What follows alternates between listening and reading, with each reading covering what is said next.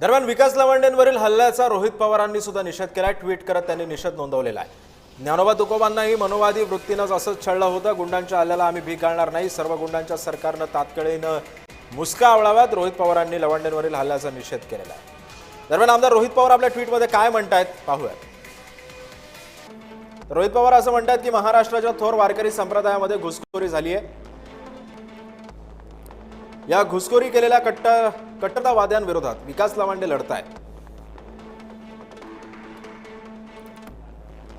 काही दिवसांपासून ते पुराव्यांसह आवाज उठवत आहेत।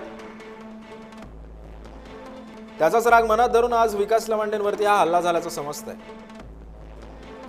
संग्राम भंडारे आणि त्यांच्या गुंडांनी शाही ओतून केलेल्या या भ्याड हल्ल्याचा तीव्र शब्दामध्ये मी निषेध व्यक्त करतो, असे रोहित पवार म्हणतात। यापूर्वी सुद्धा ज्ञानोबा तुकोबांना सुद्धा मनोवादी वृत्तीने असंच छळलं होतं। त्यामुळेच या गुंडांच्या हल्ल्याला आम्ही भीक घालणार नाही, असे रोहित पवार आपल्या ट्विटमधून म्हणतात। या हल्ल्यातील सर्व गुंडांच्या सरकारनं तात्काळ मुसक्या आवळाव्यात आणि हा हल्ला करताना लवांडे यांना जीवे मारण्याची धमकी सुद्धा दिली गेली, असं सुद्धा त्यांनी आपल्या ट्विटमध्ये म्हटलंय। त्यामुळे त्यांना तातडीनं पोलीस संरक्षण सुद्धा पुरवावं, असंही रोहित पवारांनी सांगितलं। अन्यथा सत्तेच्या आशीर्वादानंच केलेला हा हल्ला आहे असं आम्ही समजू। यापुढे लवांडेंना काही झालं तर त्याला सर्वस्वी जबाबदार सरकार असेल, असे रोहित पवारांनी आपल्या ट्विटमधून म्हटलंय।